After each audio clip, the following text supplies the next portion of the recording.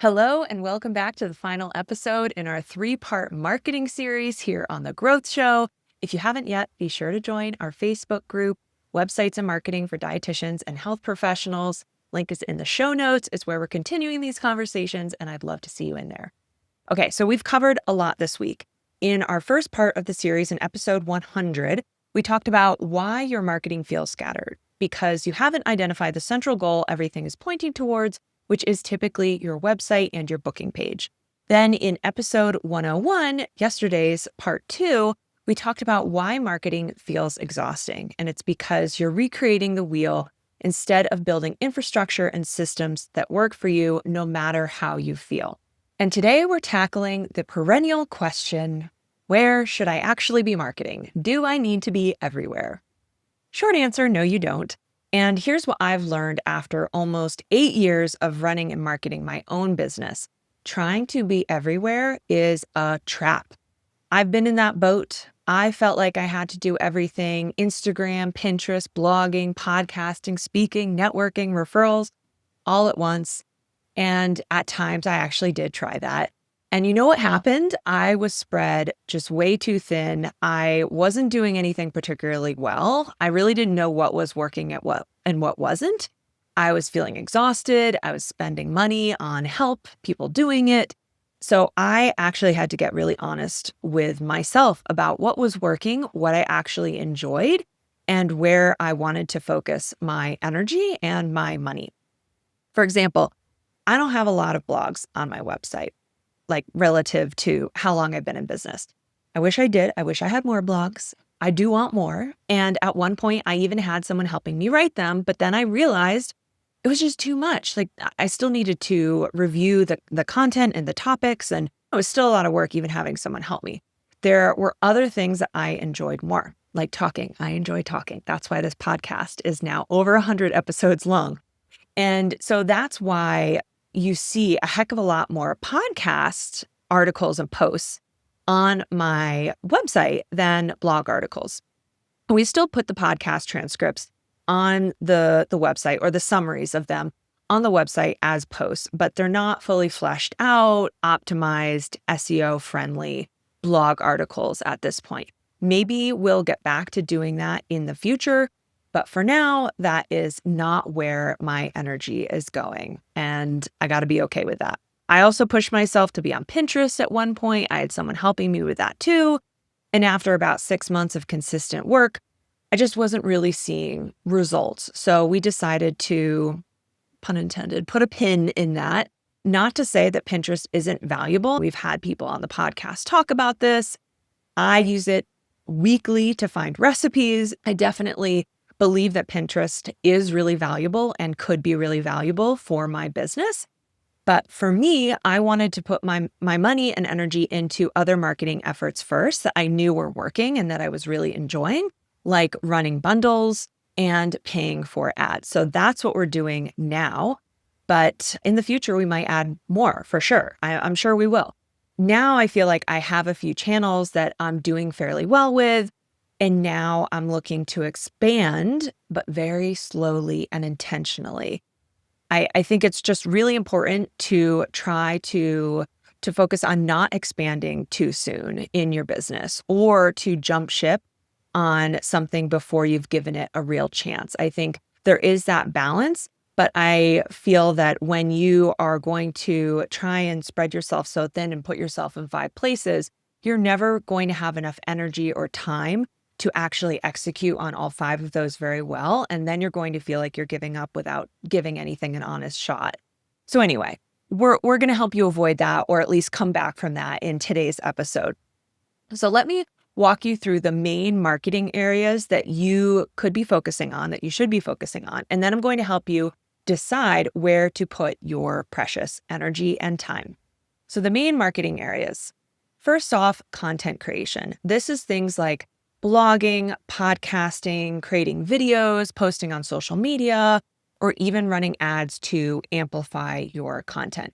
So the purpose here is to grow your audience, increase your visibility, and get people onto your email list and to your website.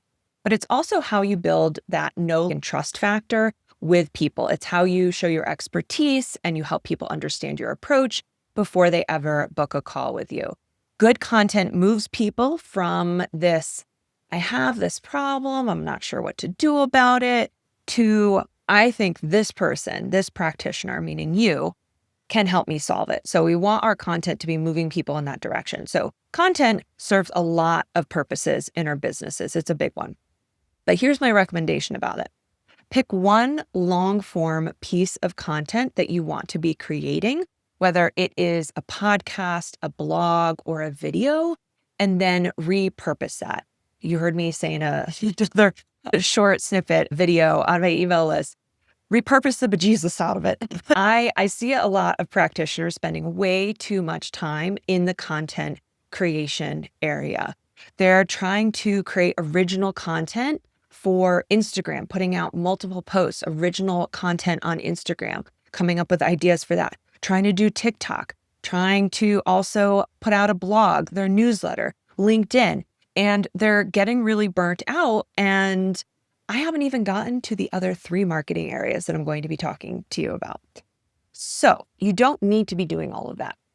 What I really recommend and really urge you to do is create one thing well and intentionally, and then repurpose it. And AI tools like Claude or ChatGPT have made this easier than ever. And that podcast episode that you create and that you record, that can become an email, a blog post, and 3 social posts. Or that blog that you write can become 5 LinkedIn posts and an email.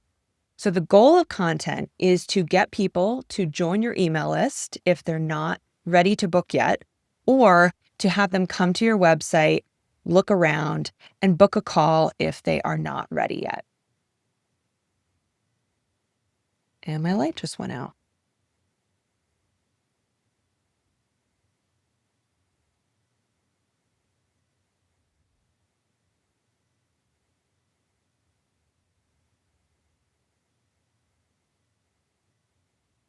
Which brings me to the second area, email marketing. This one is non-negotiable in my opinion. You've heard me talk about email marketing quite a bit on the podcast and in emails that I send to you. So email marketing is how you nurture your audience. It's how you stay top of mind. It's how you build that know and trust factor even more with people who are just not ready to work with you yet. And it has consistently been shown to be the highest ROI marketing channel. So it is a channel where more people are actually making purchases and purchase decisions. Other content that you're putting out there can serve other purposes, like I just talked about in terms of visibility and authority building and all of that. But email is what actually gets people to take action and move forward. So it's a lot more focused and intimate, and it still just has a lot of power. So the best part about email marketing, in my opinion, is that you can repurpose the content that you're already creating into your email. So if you're recording that podcast, that becomes 1 or maybe a few emails to your list, a blog, same thing. We've already talked about that. Then maybe you fill in with a few other emails throughout the month with updates or quick thoughts, testimonials, case studies, new articles that have come out, new resources you have. But those shouldn't have to feel like a heavy lift because your main value-packed emails are coming from content you already made that are also serving the purpose of doing attraction and visibility and all of that. So no matter what, you're not really creating content from scratch. You're just sharing what you've already made with the people who've opted into hearing from you. So that's email marketing in a nutshell. Now, the third area is kind of a catch-all of strategic visibility, speaking, presenting, going to events, and being present in online communities. So this is where you're getting yourself in front of new audiences, other people's audiences that happen to include your ideal customers. So your future customers are in those audiences and you are putting yourself in front of those people. The goal is to get those people into your audience. You want them to come and join your audience. They could be in 2 audiences if they want to, but you want to get them into your world and your audience. You're bringing them along. So what you're doing and how you're doing that is you're sharing your expertise. You're building credibility there and you're getting your business in front of people who need what you have to offer. So this includes giving talks or workshops in your community, podcast guesting, exhibiting at events or conferences, being active in relevant online communities like Reddit, Facebook groups, or professional forums. So these are not things, unlike some of the other things that I've talked about, these aren't things that you're necessarily doing every single day, all of them, maybe not even every week or every month, but they are strategic and they are very high impact. The power here is that you're meeting people where they already are. You're not waiting for them to find you. You're showing up in spaces they already trust and where they've already gathered. So it's a lot easier to have a bigger impact and grow your audience more quickly when you're showing up in places where more of your customers already are. So when you give a talk or appear on a podcast, you're not just reaching one person and building your audience one by one. You're reaching dozens, maybe even hundreds or thousands of people all at once. So the final area here is referral partnerships. This is about building relationships with other providers who serve your ideal client so that they can refer people directly to you. So if you work with PCOS, maybe that's OBGYNs, endocrinologists, therapists, or acupuncturists. If you work with eating disorders, maybe that's therapists, treatment centers, or primary care doctors. If you're a nutrition policy consultant, maybe it's professional associations or advocacy groups or other consultants working in adjacent areas here like public health or food systems. You're a dietitian who does media and brand work, maybe it's PR agencies, marketing firms, food brands, or publishers. The power of referrals is that these are warm leads. They are not cold people who have never heard about you before. Someone they trust has already told them about you. So these people that are coming to you, they're pre-qualified and often ready to book or work with you. And unlike content marketing, which can take months to build momentum, referrals can start bringing in clients pretty quickly once you've built those relationships. So you still need both content and referrals, but can you see why spending all of your time on content marketing might hurt your ability to get consistent clients and especially see results more quickly? Okay, here's the other beautiful thing about referrals. Those people are being sent directly to your website where they can learn more about your services, they can see your expertise, they can book a call or submit an inquiry. The relationship is what gets them in the door, but then your website, that foundational piece of infrastructure that I've talked about, is what seals the deal and gets them to move forward. So it is a system that is running always. All right, so those are the 4 key areas. Now I want to walk through how you choose where to focus. So how do you decide where to be putting your energy here? So here's the decision framework that I recommend you use. Step 1, audit what's already working in your business. So look at what you're doing right now. What is showing results? Even small signs count, okay? So maybe it's a client told you that they found you on Google from a blog post, and that's why they booked with you. Or you got a few email signups from an event that you attended, and they're actually opening your emails. They're staying on your list. They're interested and engaged with the content that you're putting out.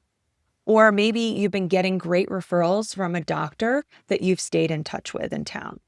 Or maybe someone mentioned a social media post that really resonated with them, and that is what made them reach out to you. If something is showing any indication that it could work, that's a good sign that you should keep doing it and maybe even double down on it. Now, if you haven't been consistent enough to know yet, like you tried something for a month or 2 without a real system behind it, then I would say don't write it off just yet. You might need to give it more time and structure. And the prior 2 parts of this series can start helping you with that and think through that. So if you need to be reminded of what infrastructure could look like to help you stick with whatever that marketing area is that you wanted to implement or you're already implementing, then go back and listen to that.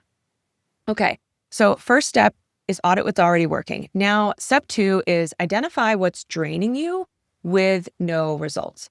So what have you been doing consistently for 3 or more months that hasn't worked and that you absolutely hate doing? So if something fits both of these criteria, I would suggest putting it on the back burner. You don't have to do everything. You don't have to do everything right now. It doesn't mean that you're never going to come back to it. It just may mean that this is just not the right fit for right now. You have only so much energy and time and attention in a day. So let's put it behind things that are showing some early signs of success and that you can actually stick with and that you don't absolutely hate. So for me, a thing that I cut here in this step was posting daily on Instagram a few years ago. So it wasn't giving me results. I didn't enjoy it, even with help. So I stopped. We still publish our podcast episodes and we still put out some content on Instagram, but it is not our primary focus. And we are not putting out original content just for Instagram anymore. Okay. Step 3, look for new opportunities. So from the list that I just walked you through, all of these different areas and areas of marketing, is there anything that sounds promising that you haven't tried yet or maybe haven't given a lot of thought to? Maybe you hadn't thought about community groups in your area, or maybe you have been seeing an event happening in your area or even virtually, and you weren't really sure how showing up would benefit your business. But now you know, okay, the goal at that event is to talk to as many people as possible and get them onto your email list. So then you can be thinking about, okay, if I can solve for that, I can think through how that event could be really useful. And maybe you're going to have a raffle where you're collecting emails or giving people an opportunity to sign up to get a resource from you, whatever you want to do. But now you can have some intention around that and maybe see that as actually a really viable option and that it doesn't have to take a lot of time once you put the systems behind it. Or maybe you've been wanting to reach out to a few doctors in your area, but you weren't really sure how to approach it. And now you know this is referral partnership building and it's a key marketing area and it can also be systematized. All right, final step here. Pick 2 to 3 things and commit to them for 90 days. So here is what I recommend. Pick 2 to 3 areas from this list and commit to doing them consistently for at least 90 days. Not everything, not 5 social platforms and blogging and speaking and events and referrals all at once, just 2 to 3 things that make sense for your practice that you can realistically keep up with and that you're willing to show up for consistently. Because here's the truth, consistency in a few areas beats sporadic presence every single time. So successful practitioners are not everywhere. They are strategic. They've picked their lane and they're doing those things really well. And if you see someone successful, someone more successful than you that is doing things across multiple platforms, maybe it seems like they're everywhere. Just remember, they did not start there. They started with a few things. They learned what worked. They built systems and they expanded over time. That's what you're doing. Usually they expanded once they had help, frankly. So when it's just you, you need to pick the things with the highest ROI that you can execute consistently, master those first, and then you can keep expanding and adding more later. So it's not to say that you're not going to eventually be in more places, but we have to start somewhere. We cannot pile 20 things on our to-do list. We're not going to get any of them done very well, and you're going to burn out in the process. So how do we be strategic, pick the things that are already working, take away the things that are not working, maybe some new ideas we hadn't thought of to make sure that we're really balanced in our strategy, and then stick to doing them and look at the results. And then we come back and we assess after the 90 days and decide, do we keep that? Do we cut it? Do we add something else? How do we keep moving forward? All right. So here are my final thoughts for you here for this series and closing out this episode. So I want to give you permission to not be everywhere. You're not missing out. You're being smart and strategic. And I especially do want to just one more time caution you against spending all of your time and energy on content creation and social media, because those things are important. There are other marketing activities that I've talked about, like events and speaking and podcast guesting and referrals and relationship building, that may not feel as sexy, or they may not feel like they may feel like they require more energy up front. It can feel like, oh, doing a speaking event, reaching out to doctors' offices for referrals or pitching to podcasts. That can feel like it's going to take more energy for some of us. But these things can actually give you a much higher return in the long run on the energy that you're putting in. I think it can be a little misleading to think that spending a lot of time putting out social media posts or really working hard on just blogging and not doing anything else, that is somehow easier or better than doing some of these more active marketing activities. But really, a strong business is one that has a balance of both, and you pick things in each of those buckets that you're going to stick with. Okay, so here's your homework. Do that audit, go through those steps. What's working? What's draining you? What sounds promising? And then pick your 2 to 3 areas and commit to them for 90 days. And if you want to talk through this with other practitioners and with me, come share in the Facebook group. I'd love to hear what you're focusing on. And that is it for this series. I hope it's been helpful. Thank you so much for listening. We're not stopping here, though. I have a new episode in a few days that I will be releasing, and then I'm going to be announcing my brand new free training that I have coming up. We are going to be diving back into that foundational piece that makes all this other stuff work. Yep, your website. So stay tuned for that. See you in the next episode.